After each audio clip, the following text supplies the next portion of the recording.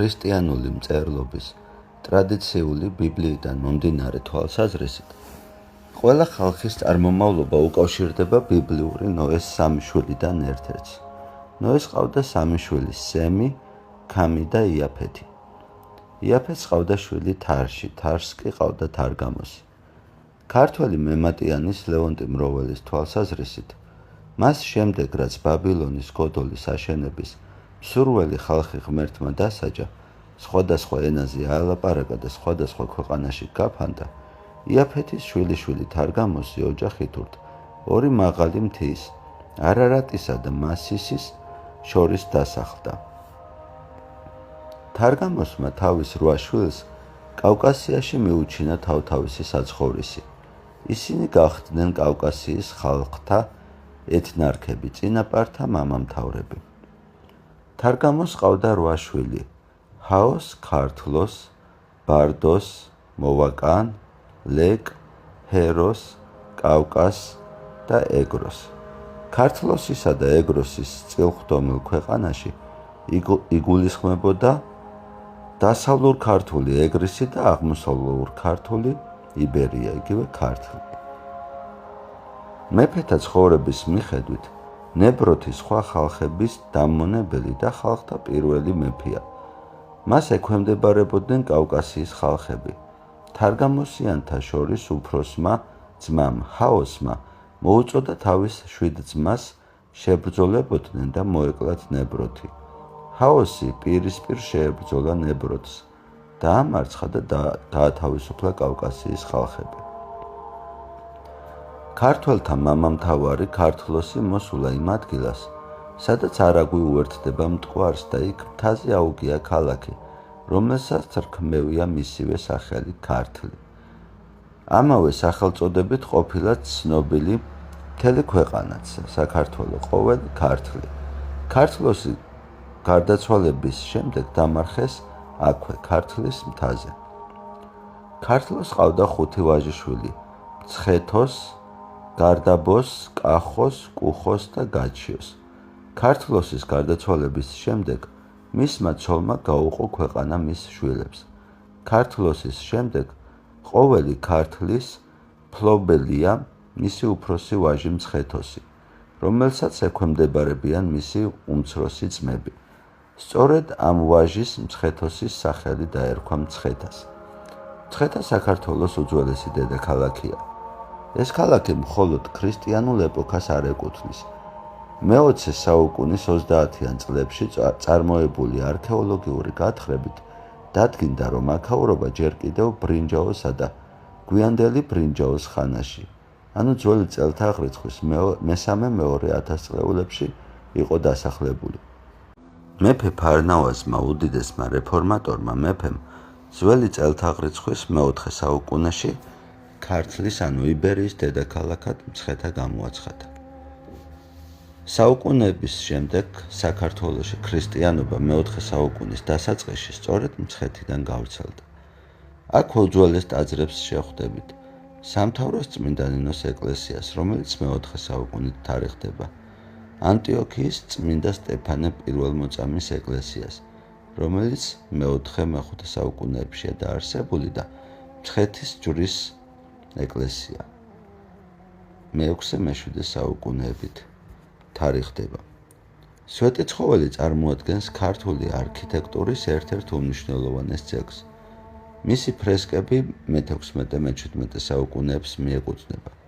ტაძარი დღემდე მოქმედია და წარმოადგენს საქართველოს სულიერ ცენტრს. სვეტიცხოვლის საკათედრო ტაძარი საქართველოს მართლმადიდებელი ეკლესიის მთავარი საპატრიარქო საკათედრო ტაძარი, საქართველოს დედა ტაძარი, საქართველოს კათოლიკოს პატრიარქთა ინთრონიზაციის ადგილი, შუა საუკუნეების საქართველოს მრავალი მეფის, მათი ოჯახის წევრების და პატრიარქთა საკრძალავი.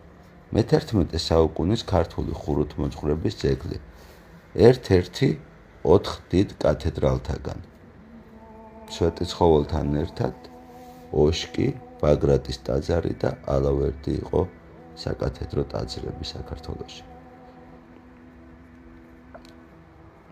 სვეტიცხოველში დაკრძალულია უფლის კვართი და წმინდა ელია წინასწარმეტყველის მოსასხამი. 14 ოქტომბერს მცხეთობა და სვეტიცხოვლობა აღინიშნება. ლეგენდის მიხედვით მცხეთელი ებრაელი ელიოზი იერუსალიმში ქრისტეს ჯვარცმას დასწრებია. კვართი უფლისაი შეუძენია და ჩამოუტანია მცხეთაში. აქ ქალაქის ბჭესთან ელიოს დახვედრია მისი და სიდონია, ქრისტეს მიერ ნაქადაგების სარწმუნოების მიმდევარი. სიდონიას ძმისათვის პერანგი გამოუტაცია და იქვე სული განუტევებია. რა კი ქრისტეს პერანგი მისთვის ხელიდან ვერ წაურთმევიათ, პერანგიანად დაუმარხავთ. სიდონიას საფლავზე ამოსულა ლიბანის კედარი. მას შემდეგ, რაც მე-4 საუკუნის 30-იან წლებში ქართლის მეფემ მირიანმა ერწმუნა წმინდა ნინოს მიერ ნაქადაგები ახალი რელიგია ქრისტიანობა, ბრძანა სიდონიას საფლავზე ეკლესიის აგება. მოკვეთეს დიდი კედარი და მისგან 7 სვეტი დაამზადეს. დაიწყეს მშენებლობა, 6 სვეტი აღმართეს კიდეც, მაგრამ მე-7 ჰაერში ჩამოეკიდა და ვერ დაძრეს ადგილიდან. ნინოს მთელი ღამე მხურვალე ლოცვაში გაუტარებია, დილით კი მომხდარა სასწაული. სვეტი ძირთავე მისთაზე და დაემყარა და მტკიცედ შეერწყა შეუხებელად ხელისაგან კაცთასა. სვეტი გაფოთლილა და მისგან დენა დაუწყია მირონს, რომელიც მსწრაფ კურნავდა სნეულთ. სვეტს უწოდეს სვეტი ცხოველი, სვეტი სიცოცხლის მომნიჭებელი. აქედან წარმოსდგა თვით ტაძრის სახელწოდებაც. მე-5 საუკუნის დასასრულს ვახტანგ გორგასალს მეფობის დროს პირვანდელი ხის შენობის ნაცვლად ააგეს ქვის ბაზილიკური ეკლესია, რომელმაც მე-11 საუკუნემდე იარსება. 1029 წლებში ქართლის კათალიკოსის მელქისედეკის თაოსნობით ხუროთმოძღვარმა არსუკის ძემ ააგო სვეტიცხოვლის ახალი ტაძარი. მელქისედეკისვე ინიციატივით სვეტიცხოვლის გარშემო აიგო სხვა ნაგებობებიც. სვეტიცხოველი იყო მცხეთაში გაჩაღებული სამეცნიერო საგანმანათლებლო მუშაობის ცენტრი, ჰქონდა ძალზედ მდიდარი ბიბლიოთეკა. ილია წინასწარმეტყველის ხალენი, იგივე ზემოდან მოსაცმელი, ინახება სვეტიცხოვლის ტაძრის ძირითადი საკურთხევლის მარცხენა მცირე საკურთხეველში. ეს ხალენი ელია წინასწარმეტყველმა გადმოუგდო თავის მოწაფეს ელისეს. საუკუნეების განმავლობაში ხალენი გადადიოდა ყველაზე მორწმუნე ებრაელის ხელში, როგორც ძველი აღთქმის ერთ-ერთი უდიდესი სიწმინდე.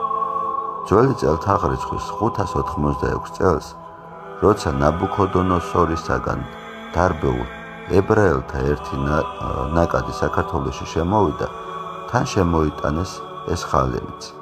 დაფლეს სწორედ იმ ადგილზე, სადაც ამჟამადაა.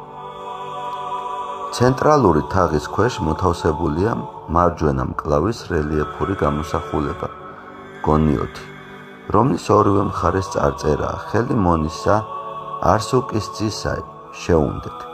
როგორც ჩანს, ეს მარჯვენა გამოსახეს იმ მიზნით, რომ განედიდებინათ იმ დიდოსტატის უკვდავი ღვაწლი, რომელმაც ღირსეული ადგილი დაიკავა არა მარტო ქართულ, არამედ მსოფლიო არქიტექტურის გენიალურ ქმნილებათა შორის და რომელიც მშენებლის მიერ უფლისათვის გაწეული ღვაწლის სიმბოლოდ უნდა ჩაითვალოს.